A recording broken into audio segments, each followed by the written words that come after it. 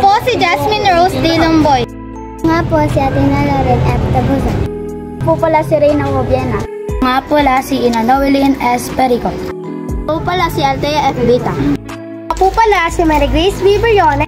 Po si Andrea Nicole M. Bisa. Po pala si April Kim T. Dapo. Po si Micaela S. Aguas. Nga po pala si Bianlian L. Briones.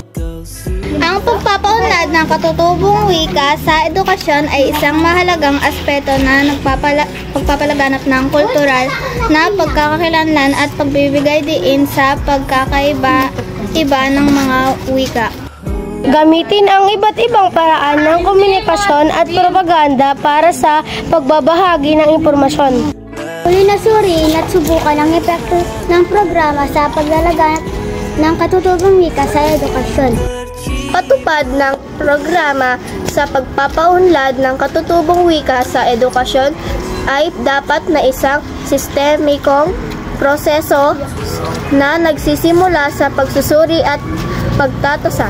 Pagbibigay diin sa katutubong wika sa edukasyon ay hindi lamang makakatulong sa pagpapalaganap ng kultura na ang epekto ng programa sa pagpapalaganap ng katutubong wika sa edukasyon.